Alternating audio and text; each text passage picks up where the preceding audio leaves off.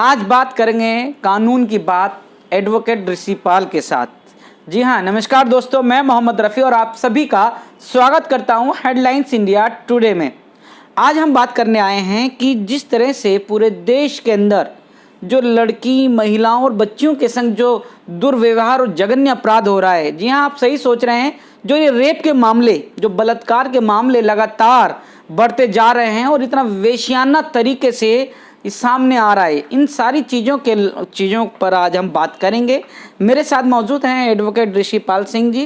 Sir, आपका बहुत बहुत स्वागत है हमारे इस खास शो में।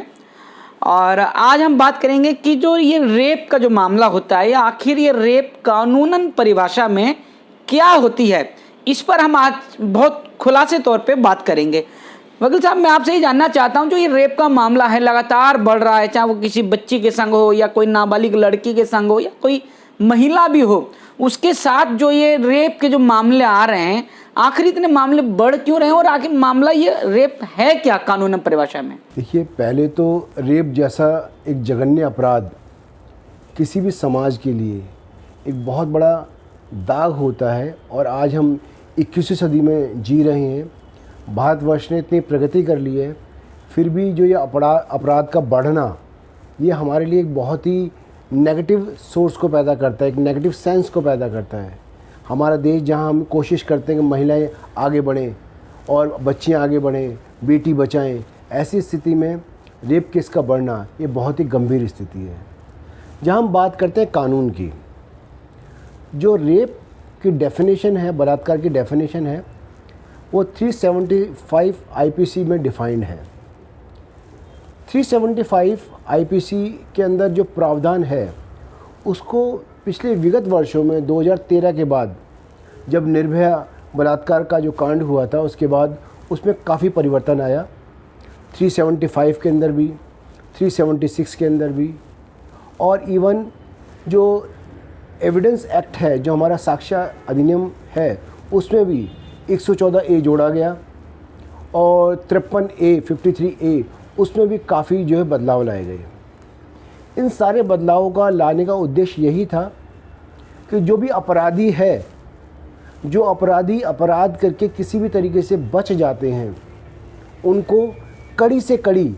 सज़ा मिलनी चाहिए, सज़ा दी जाए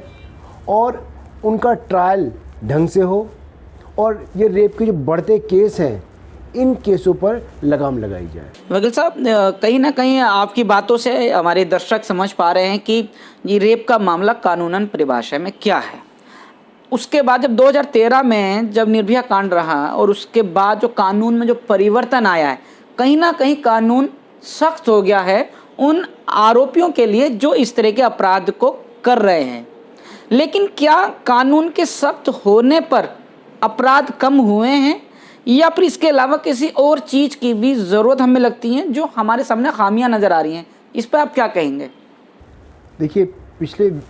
कुछ वर्षों में हम देख रहे हैं कि लगातार रेप से संबंधित जितने भी केसेस हैं, उनके रजिस्ट्रेशन के अंदर हम एक बढ़ोतरी देख रहे हैं। पिछले कुछ वर्षों में जो कानून में बदलाव आए हैं, जिनके अंदर महिलाओं को या उससे संबंधित जो केसेस हैं, उनमें काफ़ी परिवर्तन आया है, उनको काफ़ी अधिकार दिए गए हैं। और जो हमारा प्रोसीजर लॉ है, जो सीआरपीसी है, उसमें काफ़ी परिवर्तन आया है कि अगर मान लीजिए कोई रेप किसी महिला के साथ हो जाता है, किसी बच्ची के साथ हो जाता है, तो उन केसेस के अंदर जो डॉक्टर्स हैं, डॉक्टर्स किस तरीके से काम को करेंगे, पुलिस अधिकारियों के ऊपर लाजमी तौर पे कानून बनाया गया कि किस तरह से वो तफ्तीश को कंप्लीट करेंगे। तो और उसके साथ ही पॉक्सो एक्ट लाया गया, जिसके अंदर जो 18 वर्ष से छोटी महिला, जो बेटी है, बच्ची है या लड़के भी हैं, उनके ऊपर अगर सेक्सुअल ऑफेंस का जो कोई केस होता है, तो उनको पॉक्सो के अंदर डील किया जाता है, जो कि अपने आप में एक सख्त कानून है। और जो प्रोसीजर में जो परिवर्तन आया है, उसके अंदर ऐसी स्थितियां बनाई गई है, ऐसे फैक्ट्स को डिफ़ाइन किया गया है, जिसमें जो प्रेजेंशन होती है वो उस अपराधी के अगेंस्ट में होती है। अगर वो जो प्रावधान बनाए गए हैं, उन प्रावधानों के रहते हुए अगर वो ये प्ली लेता है, ये डिफेंस लेता है कि ये जो अपराध है या ये जो संबंध बनाए गए हैं, ये संबंध मेरी सहमति, ये महिला की सहमति से बनाए गए हैं। तो ऐसी स्थिति में कई स्थितियाँ 376 में डिफ़ाइन की गई हैं, जोड़ी गई हैं, जो बताती हैं कि अगर उस व्यक्ति की जो स्थिति है वो ऐसी स्थिति है, जैसे मान लीजिए किसी पुलिस का जो SHO है या पुलिस का जो बड़ा अधिकारी है, उसकी कस्टडी में कोई महिला है, या आर्म्ड फोर्स में कोई महिला उसकी कस्टडी में है। ऐसे कई सारी जो व्यवस्थाएं हैं, कई सारे फैक्ट्स हैं जो 376 में डिफ़ाइन किए गए हैं। अगर ऐसी स्थिति है और ऐसी स्थिति में जो अपराधी ये डिफेंस लेता है कि नहीं, इस महिला के साथ सहमति थी, इस महिला की सहमति से ही अपराध हुआ, तो ऐसी स्थिति में कानून मान के चलता है कि नहीं, वो सहमति नहीं थी और वो रेप था। मतलब कि हम ऐसा भी सोच सकते हैं कि अगर जैसे आपने बताया कि अगर किसी थाने के अंदर या फिर किसी भी एक संस्थान के अंदर अगर कोई सहमति से अगर कोई रिलेशन बनता है तो वो रेप नहीं होता है, वो एक रिलेशन है। लेकिन उसको अगर वो कुछ दिनों के बाद, कुछ महीनों के बाद अगर उस बात का वो आरोप लगाती है वो लड़की या वो महिला, तो उसको क्या रेप मान लिया जाएगा बाद में? देखिए, ये जो आपने सवाल किया ये बहुत ही महत्वपूर्ण सवाल है, और ये सारे के सारे जो सवाल होते हैं ये पुलिस की तफ्तीश द्वारा उस समय की जो घटनाएं हैं, उस समय के जो फैक्ट्स हैं, उनके द्वारा निर्धारित होता है कि वो महिला उस पुरुष के जो कस्टडी में थी या उस पुरुष के साथ जो उस समय जो फैक्ट्स थे, मेडिकल एविडेंस थे, उनके द्वारा ये प्रूव होता है कि क्या रेप हुआ या नहीं हुआ। वकील साहब, इसी पे एक बात और है कि जैसे कि अभी आपने कहा मेडिकल रिपोर्ट, ये मेडिकल रिपोर्ट रेप में क्या पुष्टि करती है? ये मेडिकल रिपोर्ट कब तक हो जानी चाहिए होती है? देखिए, मेडिकल रिपोर्ट जो रेप के केसेस हैं उसमें जहां पीड़िता की जो है उसकी मेडिकल होता है, उसके साथ साथ जो एक्यूज़ है, जो अपराधी है, उसका भी मेडिकल कराया जाता है। उसका मेडिकल कराया जाता है पोटेंसी के लिए कि क्या वो मतलब अपराध करने काबिल है या नहीं है। तो अपनी तरफ से कानून पूरी कोशिश करता है कि एक व्यक्ति, चाहे वो पुरुष हो चाहे महिला हो, अगर उसके ऊपर कोई अपराध का कोई दोष है तो उसको उसके साथ भी न्याय हो। और वो सारी व्यवस्था, वो सारी इन्वेस्टिगेशन में पुलिस कोशिश करती है कि सारे फैक्ट्स को सामने लेके आए जिससे कि सच सामने आ सके। वकील साहब, मेरा आपसे एक सवाल और यह है कि ये सब जो रेप के मामले हुए हैं, कानून भी सख्त होता चला गया, लेकिन आज कहीं ना कहीं ये भी सच है कि रेप के मामले, रेप का जो कानून है उसको लेकर जो कुछ ऐसी लड़की या ऐसी महिलाएं भी हैं जो इसका दुरुपयोग कर रही हैं, वो इसलिए कि सामने वाले पुरुष व्यक्ति को डराने के लिए, ब्लैकमेल करने के लिए, धमकाने के लिए, और उसके पुरुष के चरित्र पर एक बहुत बड़ा आरोप लगता है कि इसने मेरे साथ रेप किया है। कहीं ना कहीं वो झूठा होता है और वो मिसयूज हो रहा है। इस पर आप क्या सोचते हैं और कानूनन क्या नज़र है इसकी? देखिए, कानून में तो जो अदालत हैं, कोर्ट हैं और जज साहब पूरी कोशिश ये करते हैं कि दोनों पक्षों को जो उचित न्याय है वो मिल सके। और कानून में ऐसे प्रोविज़न्स हैं कि अगर मान लीजिए आपके ऊपर किसी ने कोई आरोप लगा दिया है तो एंटिसिपेटरी बेल के लिए आप सेशंस कोर्ट में और हाई कोर्ट में आप अपनी एप्लीकेशन मूव कर सकते हैं। उन सारे फैक्ट्स को आप बता सकते हैं कि आपको इस केस के अंदर गलत फंसाया जा रहा है,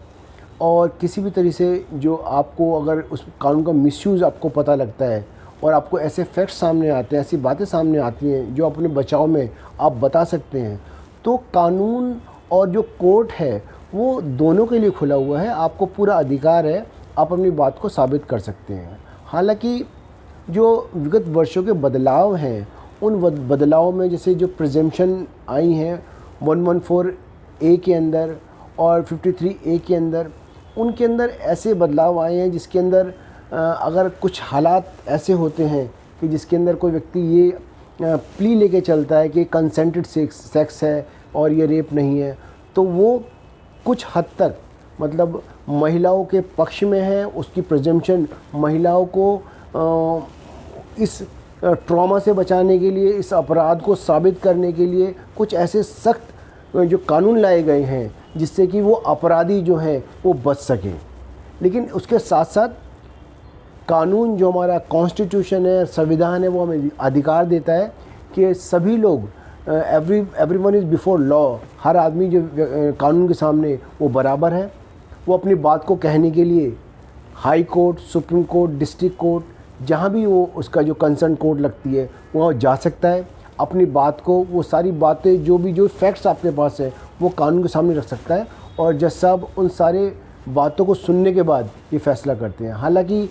ऐसा है कि कुछ ऐसे केस भी सुनने में आते हैं, कुछ ऐसी बातें सामने भी आती हैं कि कुछ लोग, कुछ महिलाएं, हम उनको महिलाएं तो नहीं कहें तो आप उनको भी अपराधी कहेंगे कि भाई जो कानून का मिसयूज़ करते हैं। जहां एक तरफ रेप जैसा जो अपराध है जो वो बहुत घृणित अपराध है समाज के लिए, वहीं दूसरी तरफ जो व्यक्ति उस अपराध में किसी को अगर झूठा फंसाता है तो अपने आप में बहुत ही चिंता का विषय है। और कानून के पास ये अधिकार है कि उन व्यक्ति के ऊपर भी कानून जो है, जो अदालत है, उन व्यक्ति के ऊपर भी कार्रवाई कर सकती है। और बहुत सारे केसेस में हमने देखा है कि उन महिलाओं के ऊपर भी कार्रवाई की गई है। जैसे कि अगर कोई महिला इस तरह का आरोप लगाती है, थाने में जाती है, मुकदमा दर्ज करा देती है और वो लड़का या वो आदमी बेकसूर है और झूठा फंस रहा है, तो जब तक तो उस पर मुकदमा हो चुका होगा, कोर्ट में अपनी सफाई देगा, जब तक तो उसका जो उसकी मर्यादा है जो उस व्यक्ति की, वो तो भंग हो चुकी होगी। तो ऐसी स्थिति में वो कैसे बच सकता है? देखिए, अगर आपको लगता है कि आपके ऊपर, किसी भी व्यक्ति के ऊपर जो मुकदमा डाला गया है वो मुकदमा बिल्कुल झूठा है और वो जो एविडेंस, वो जो महिला बता रही है वो सारे के सारे एविडेंस झूठे हैं, तो आपको ये भी 482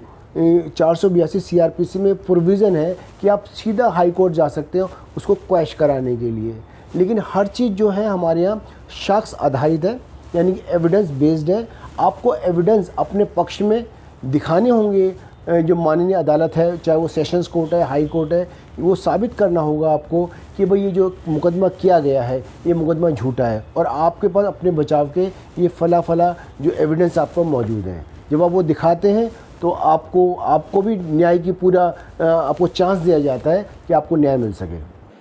लेकिन जब तक न्याय मिलेगा उसके संग तो काफ़ी नुकसान का हो चुका होता है उस पुरुष व्यक्ति का। मैं आपसे एक सवाल और ये लेना चाहता हूँ कि ये सारी घटनाएं जो बढ़ रही हैं, इन घटनाओं को आप एक वकील की हैसियत से कैसे देखते हैं कि रेप के मामले जो कोर्ट में आ रहे हैं कितने सच हैं और कितने ज़्यादा फर्जी केस आप देख रहे हैं? देखिए, पिछले कुछ समय में हम ये देख रहे हैं कि कुछ ऐसे मामले अभी भी अगर देखा जाए जो कन्विक्शन का रेट है, जहाँ पर जो सज़ा होती है वो अभी भी 27-28% के आसपास ही है और करीब 68 से 70% करीब केसेस ऐसे होते हैं जिसके अंदर मुलजिम को सज़ा नहीं हो पाती। उसका एकमात्र कारण केवल ये नहीं है कि वो महिला का केस जो झूठा था, बहुत सारे कारण हैं। उनमें एक तो जो एविडेंस है, जो इन्वेस्टिगेशन है, पुलिस की इन्वेस्टिगेशन, आज भी हमारे पास जो इन्वेस्टिगेशन के जो साइंटिफिक तरीके हैं, वो साइंटिफिक तरीके अगर हम दिल्ली से बाहर चले जाएं, यूपी, बिहार, एमपी, तो वो साइंटिफिक तरीके जो इस्तेमाल होने चाहिए, आज भी वो साइंटिफिक तरीके इन्वेस्टिगेशन के वहाँ पर उपलब्ध नहीं हैं। या वो जो पुलिस अधिकारी हैं वो इतनी तरह से इतनी अच्छे से लिटरेट नहीं है कि वो साइंटिफिक तरीके से इन्वेस्टिगेशन कर सके और अपराधी को सज़ा मिल सके और वो अपनी इन्वेस्टिगेशन को सही दिशा दे सके। बहुत हद तक जो रेप केसेस होते हैं, काफ़ी सारे रेप केसेस में हमने देखा है कि इसमें जो जब महिला होती है अपनी कंप्लेंट दर्ज कराती है, FIR होती है, उसके बाद 164 के जो बयान होते हैं वो कंसर्न मजिस्ट्रेट साहब लेते हैं और ये एक बहुत बड़ा सब्सटेंशियल एविडेंस होता है किसी भी केस के अंदर, केस को आगे बढ़ाने का या तफ्तीश को और आगे लेके जाने का। लेकिन साइंटिफिक तरीके जो हैं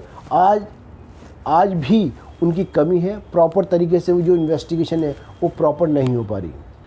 वकील साहब, आपने तमाम सवालों के जवाब दिए हैं और कानून से जो हमारे दर्शक थे उनको रूबरू कराएगी कि रेप के मामले में कानून क्या है और कोर्ट किस तरह से देखता है। मैं अपने तमाम दर्शकों से कहना चाहूँगा कि जो भी आज हमारे कानून की बात एडवोकेट ऋषिपाल के साथ में जो आपने अभी तक सुना है, अगर आपका भी कोई अपना कोई सवाल हो तो आप इस वीडियो के कमेंट्स में कर सकते हैं और कोई भी अगर आप चाहते हैं कि वकील साहब से मिलना तो आप इनसे भी मिलने का काम कर सकते हैं। आप मेरे साथ जुड़े रहे। हेडलाइंस इंडिया टुडे से मोहम्मद रफ़ी की ये ख़ास रिपोर्ट।